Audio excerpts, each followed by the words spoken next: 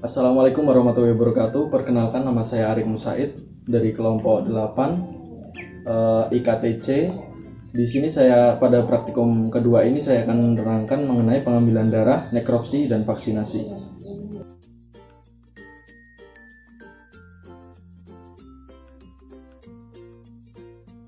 Yang pertama yaitu proses pengambilan darah.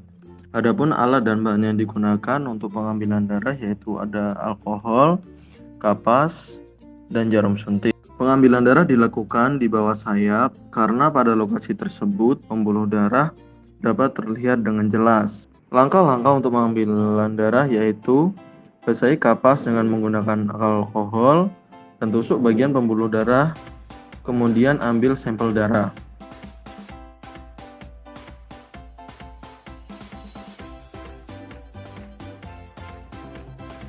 Sebelum dilakukan nekropsi, ayam disembelih terlebih dahulu dan pastikan 3 saluran terpotong, yaitu saluran pernapasan, saluran pencernaan, dan saluran peredaran darah.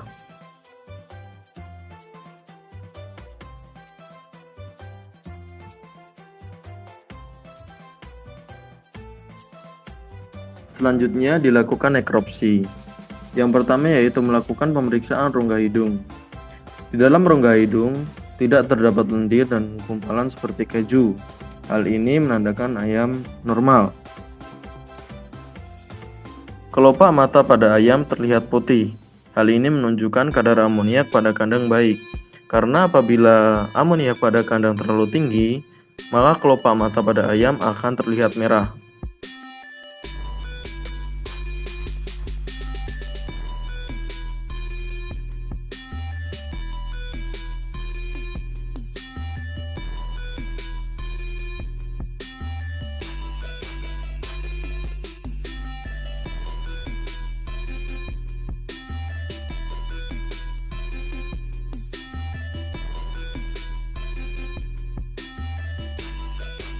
Selanjutnya pemeriksaan rongga dada. Rongga dada terlihat bersih dan tidak terlihat perubahan warna pada organ-organ ayam.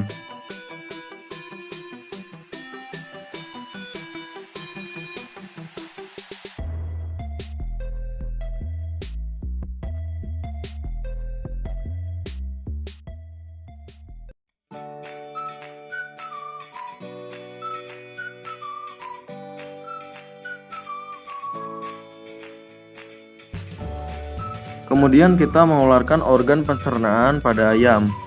Organ pencernaan yang telah dikeluarkan lalu diamati dan dapat dilihat tidak terdapat peradangan pada usus ayam.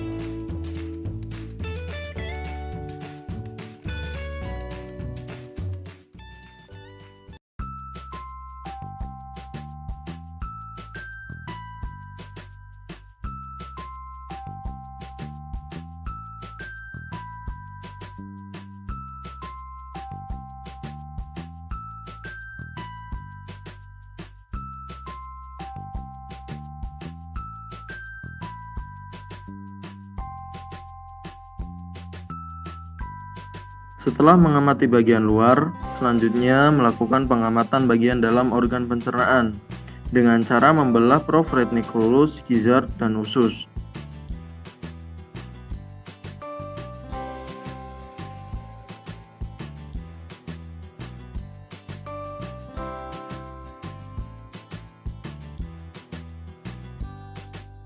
Lapisan di dalam gizzard agak susah untuk dipisahkan.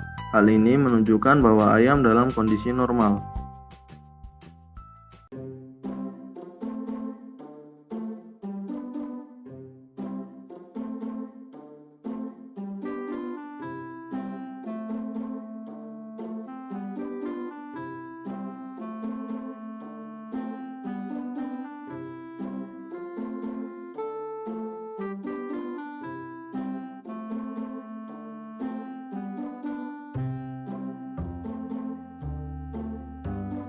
Dapat diamati bahwa tidak terdapat peradangan pada proventriculus, gizzard, dan usus yang ditandai dengan tidak adanya bintik-bintik merah.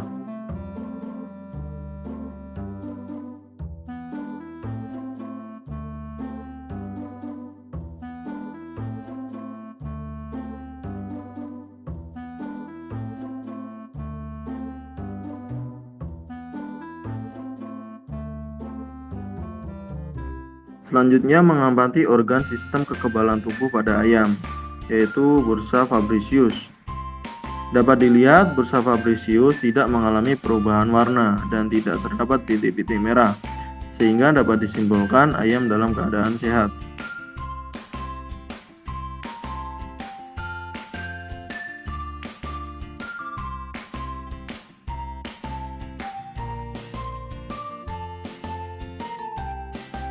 Kemudian mengamati jantung ayam.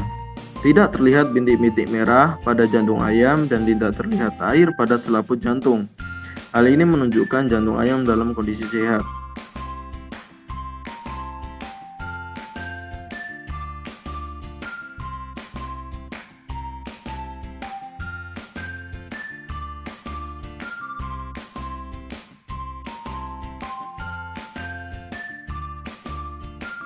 Pemeriksaan paru-paru.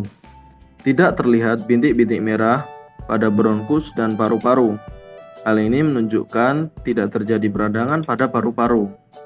Dan ketika dilakukan uji apung, paru-paru dapat mengapung dengan sempurna.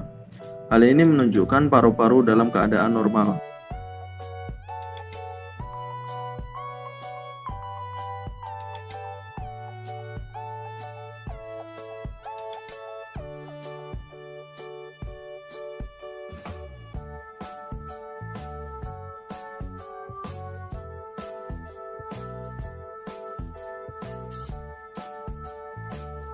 Selanjutnya yaitu ada vaksinasi.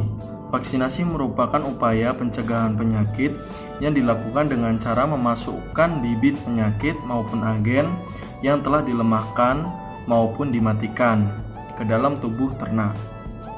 Fungsi dari vaksinasi yaitu menggertak atau memancing sistem kekebalan tubuh ternak sehingga mampu mencegah infeksi penyakit. Vaksinasi terbagi menjadi dua, yaitu vaksinasi aktif dan vaksinasi inaktif. Vaksinasi aktif merupakan vaksinasi yang mengandung mikroorganisme hidup yang telah dilemahkan yang berfungsi untuk menggertak kekebalan tubuh yang bersifat lokal dan di permukaan mukosa, sehingga proses penyerapan yang terjadi lebih cepat. Umumnya bentuk dari vaksin aktif yaitu kering beku, sehingga harus dilakukan pengenceran dengan larutan tertentu sebelum digunakan. Yang kedua yaitu ada vaksin inaktif. Vaksinasi inaktif merupakan vaksin yang mengandung mikroorganisme yang telah dimatikan dengan metode tertentu, seperti menggunakan suhu yang tinggi, radiasi, dan bahan kimia. Mikroorganisme yang telah dimatikan tersebut akan tetap utuh dan tidak rusak, namun kehilangan kemampuan untuk berkembang biak. Umumnya bentuk dari vaksin inaktif yaitu suatu emulsi cair yang mengandung antigen dan pelarut untuk memperpanjang durasi imunitas.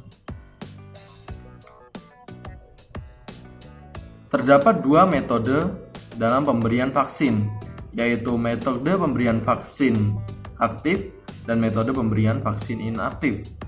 Metode pemberian vaksin aktif ini dapat dilakukan dengan langsung atau oral melalui mulut, mata, dan telinga, dan dapat juga menggunakan metode intramuskular dengan melakukan suntik otot dan sayap serta metode air minum.